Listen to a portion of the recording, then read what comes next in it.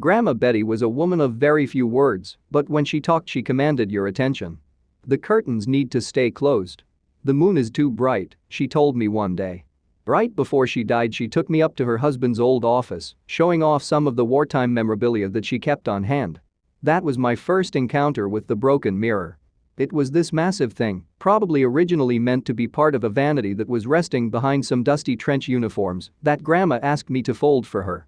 When I saw it, and I saw that it had 3 large cracks in it, forming a jagged lightning bolt shape across its frame, I immediately asked if she wanted me to throw it away. "That needs to stay in the family, even after I'm long gone. Just never move it," was her response as she used a sheet to cover the broken glass. Then she turned her attention to some other task as I looked at the mirror a bit perplexed. I didn't really think too much about the mirror after that, figuring that it must have some sentimental value to her. Then this spring she passed away at the ripe age of 93, and we all were called back to her house for a reading of the will. For some reason entering the house as an adult flooded me with nostalgia. I could see my younger self running and slipping on the wooden floors, being chased by her 2 dogs up and downstairs. It was like taking a tour of my childhood. But now with her passing these bright memories were tainted with sadness, her house a reminder of the fact that we couldn't share those stories anymore with each other. They say people grieve in different ways and I think I saw all forms of it on display at the reading. My mom was beside herself with constant tears and handkerchiefs, hardly able to keep her eyes open from sobbing. My brother Will was drunk, pushing his emotions aside to try and appear composed while looking a complete fool. My uncle and aunt were bickering over who gets what and when, and then there was me, quietly waiting for the family lawyer to start talking.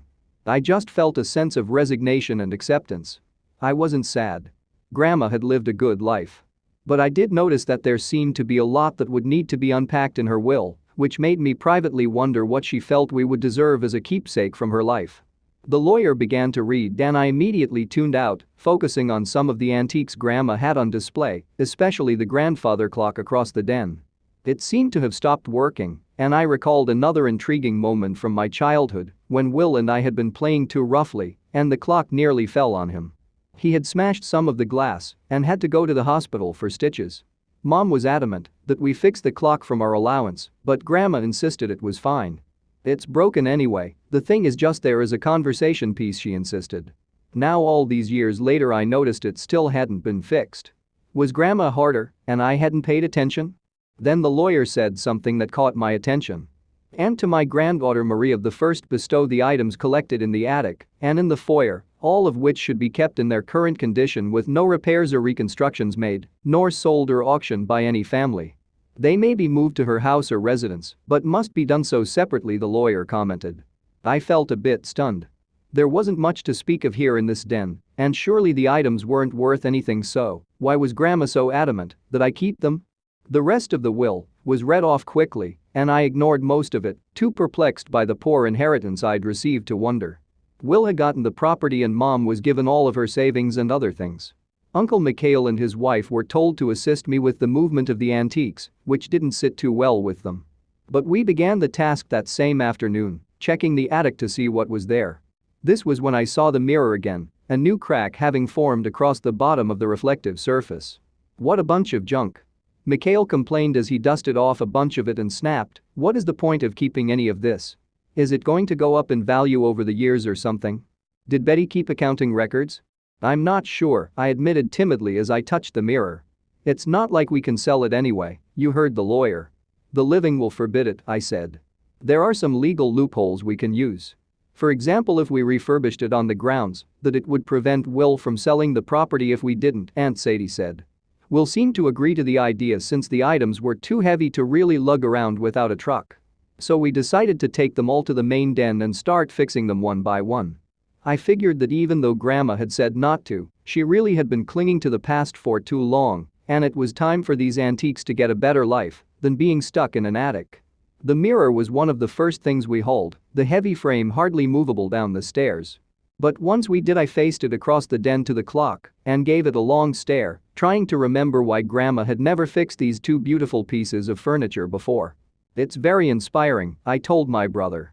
"Will had to go handle some business out of state that day, so he asked me to house sit. In this area we have some break-ins from time to time and he felt with Grandma passing burglars might feel they could get lucky. So I got into her old rocking chair and slept there, keeping an eye on the antiques. And just in case someone decided to test their luck, I slept with Grandpa's old hunting rifle. Somewhere through the night fatigue got the better of me, and I fell asleep. But it didn't last very long. A loud bong hits the air around me, shaking me awake, and I dropped the rifle. I looked toward the clock, realizing it was making the noise despite being broken. I checked my cell phone to see if the time matched where the hands were on the clock. 3:30 a.m., a very peculiar hour for the old thing to suddenly decide to work. At that same moment, as it kept clanging through the house, I heard the sound of glass shattering.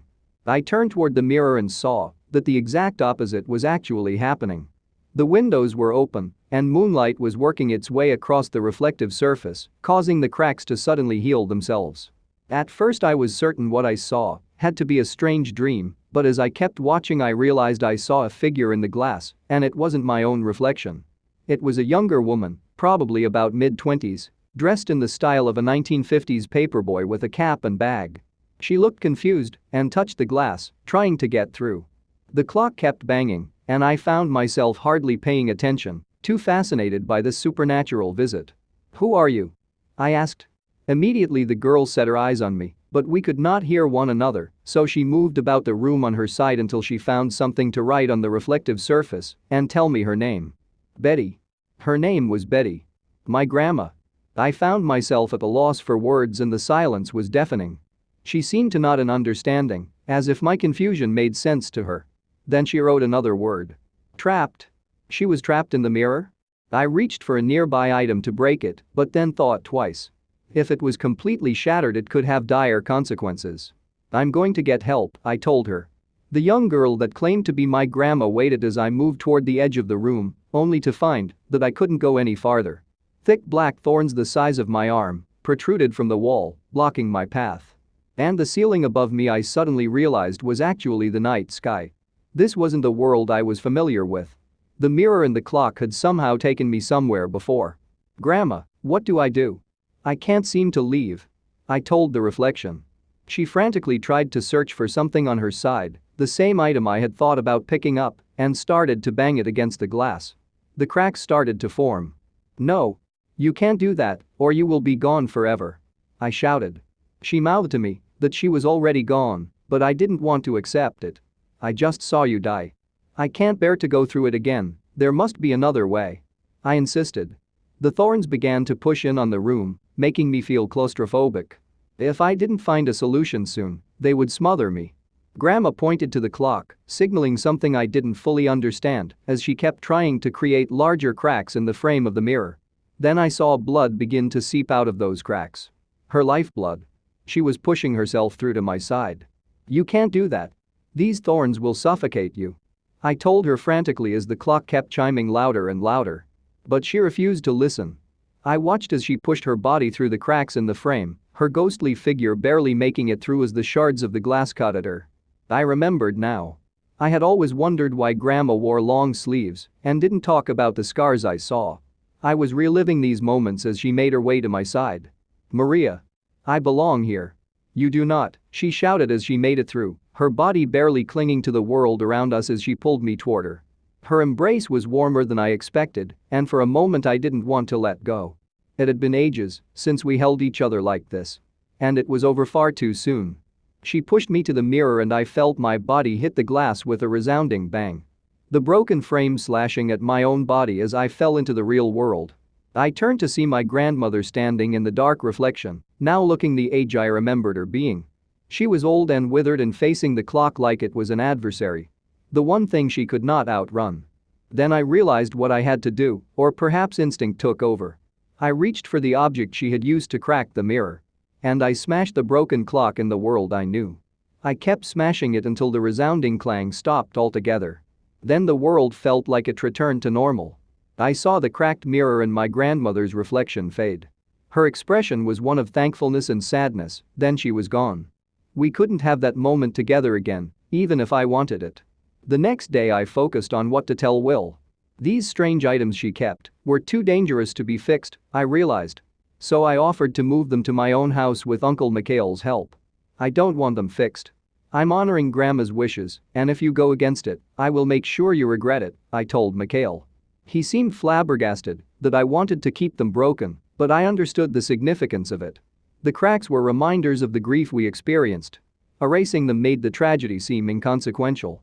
Like we were forgetting the past. It's better to live with our scars and face them, I decided. It makes us stronger. It did for Grandma. And someday, as I look toward the broken hands of time that I can't fix, I know I can be just as brave as her.